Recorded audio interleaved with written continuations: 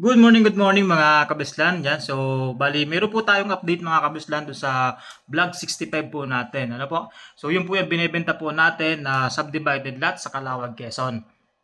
So, ang nabago lang doon mga kabisland is yung presyo po natin kasi yung presyo po natin before is for pre-selling po yon. So, bali, natapos na po yung 1 year na pre-selling, which is yung 300,000 all in sa 1,000 square meter. So ngayon po kasi ay 350,000 na po siya all in, so per 1,000 square meters. Ano po? So yun, ang kagandahan man nito mga kabisland, meron na rin pong development po dito sa area po natin, dito sa property. So bali makikita na po natin, visible na po yung kalsada po doon sa mga property po natin. Yan. So, panoodin nyo lang po ito mga kabislan video na to so para makita po ninyo yung ating update po doon sa ating property.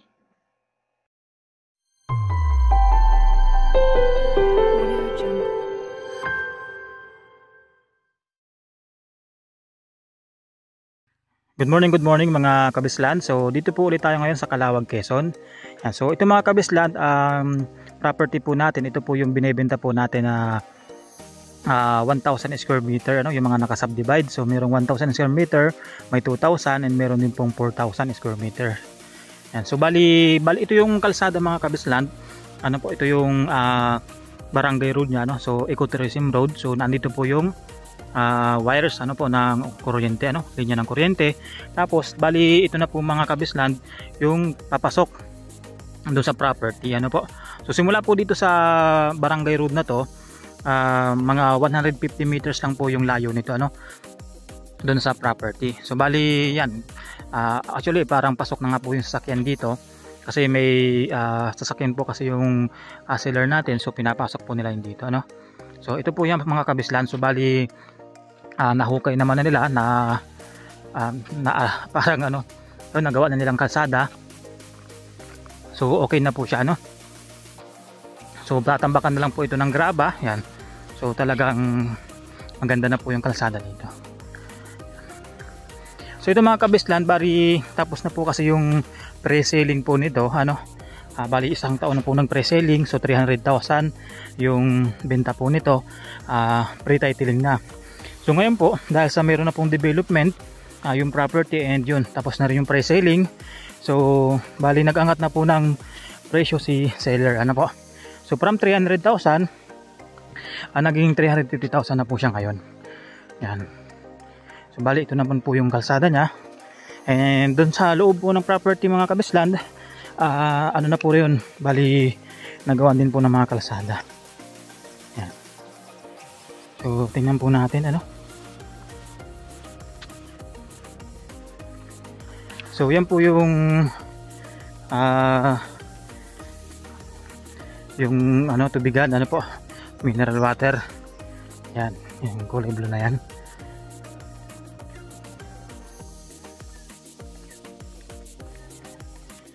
Yan, so dito po mga kabisland, mga 40 to 50 meters na lang yung layo wala po dun sa property. Yan po yung tubigan. Nandito pa po yung papunta sa property. Yan. So malapad na po mga kabislan yung kalsada dito papasok. So sa signal mga kabislan, ispat-ispat lang po ang may signal po dito. Sa tubig naman po, yan, may deep well yung po dito yung isa sa may-ari. So ang ganda naman po ng tubig kasi malakas.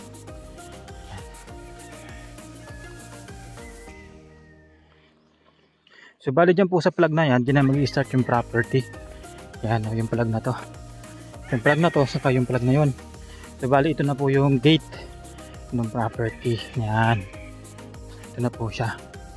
So ito mga kabisland, yan. Ito, start na po ito ng property. Ito yung isang slot, po. So may mga plug naman na po yan, may mga slot na yan. Dito sa slot na to mga kabisland, bali ito, tabi siya ng kalsada, So meron siya dito. So ito naman ay hindi naman siya ganun hindi naman siya yung palusong masyado. So medyo slight lang, tapos dito may umbok lang siyang lupa. Po, ayan. So kung gusto po ninyo na medyo malapit po sa entrance yung property nyo, ayan, pwede po kayo dito. Actually yung umbok na yan pwede namang itabon dito sa medyo ano, yung parang pag ganyan siya, oh, konti, ano, medyo paalon. Yan, dito halos mga kapantayan rin naman siya dito. So may ito lang mga medyo ito po yung medyo parang ano siya parang pahili, pahili. Yan. So ito mga kabislan, hindi pa po siya naayos. So dito po siya, bali yung nakikita nyo yung plug na yon, saka yung plug na yan, kalsada po yan, pag ganyan, ano, kalsada pa rin po siya. So hindi pa siya ngayon naayos. So sabi kasi ni seller, so na-flat daw po yung ano nila yung grader po nila, no. Yan. So yan, tatanggalin pa po itong mga nyug na to, so para magawa din po yung kalsada. So ang nagawa pa lang ay ito, mga part na to. Yan. So yan, malaki po ang ano nito mga kabisland, ang kalsada po dito. So ganyan din po siya talaga kalaki. Ano po. So lahat naman ng mga lote po dito, meron pong dadaanan po ng ganito, ano, ng kalsada na to. Kaya no worries po. Ano, so may isa nga po tayong buyer na doon naman sa yung kantuhan po doon sa kabila ang nabili po niya. So yung corner lot, maganda naman po kasi ang corner lot and for business purposes, ano. Yan. So ito kasing malapad na to, ito kasi yung ano yan yung 4,000 square meter po ito yata or 8,000. Kaso hindi naman tinuloy nabili nung buyer. Ano po. Yan. So maganda mga kabislad. So meron na siyang mga ano, meron na siyang mga kalsada. Yan. So yan po siya, oh. Tapos yung mga part po doon, yun yung may kalsada, inunahan na ano, may kalsada yung part doon. Yung dito sa ano na to, hindi pa nagawa yung kalsada niya. So ito naman po mga kabislad, meron naman siyang map plan, ano. Meron na siyang map plan, so hinihintay na lang po natin dito yung approved plan. Yan. Survey na po yan, may kanya-kanya na po yung hamon. So kaya kung maggusto po ninyo na makapili, interested po kayo dito sa property natin na to, pwede po kayo magpa-send sa akin ng map plan, ano po, so para makita nyo yung mga lote na available pa. Yan. Marami pa rin naman po dito mga available na lote mga kabisland. Ano po.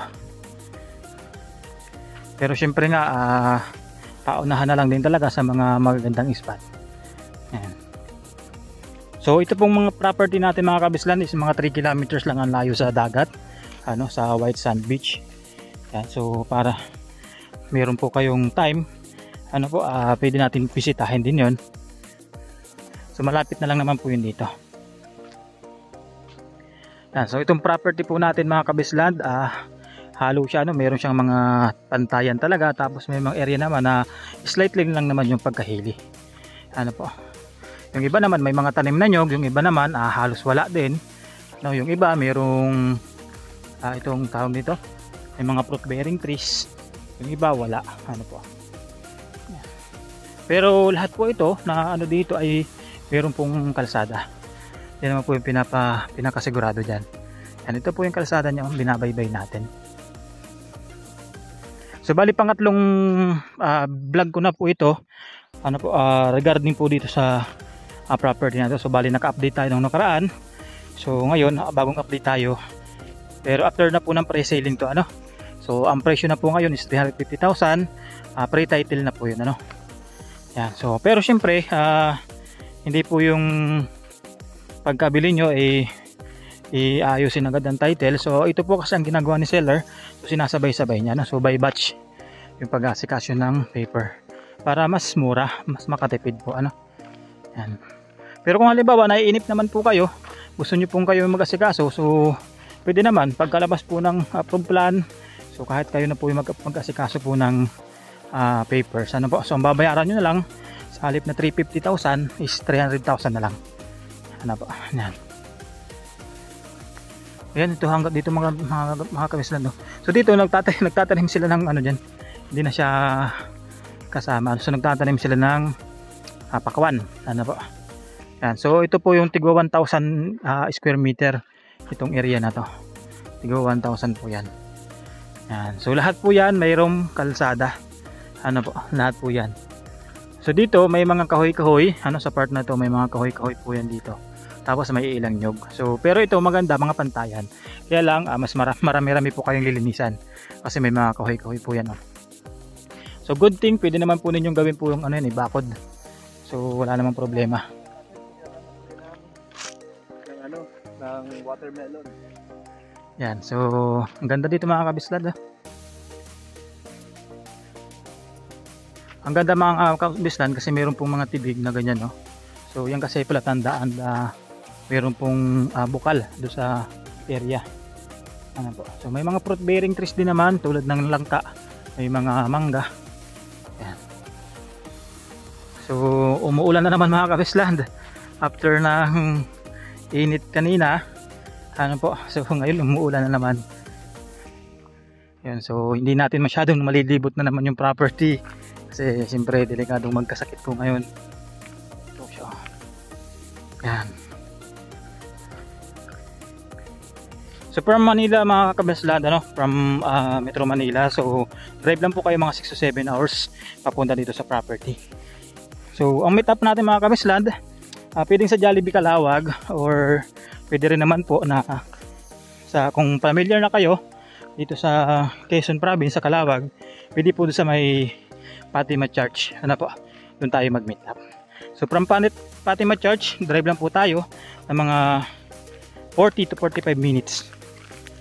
So pasok naman po ang mga halimbawa bios, pasok din po ang bios po dito, pero nga lang, medyo may hirapan ng konti.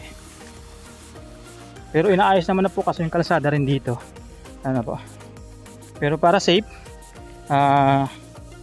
yun, yung kung wala po kayong sasakyan, so pwede naman po tayong magmotor or mag-schedule tayo dun sa seller kasi meron po silang sasakyan na L200. Yan. So yun, pwede pong gawing service yun. Yan. Yan, malakas na ang ulan mga kabislad. Yan, so sana na-update ko kayo mga kabislad. Kung meron po kayong inquiries, message na po kayo sa aking Facebook account, aking Viber, WhatsApp, cellphone number, call text po kayo dyan. Ano ba? Yan, so hanggang dito na tayo mga kabislad. Ingat po palagi and God bless po sa lahat.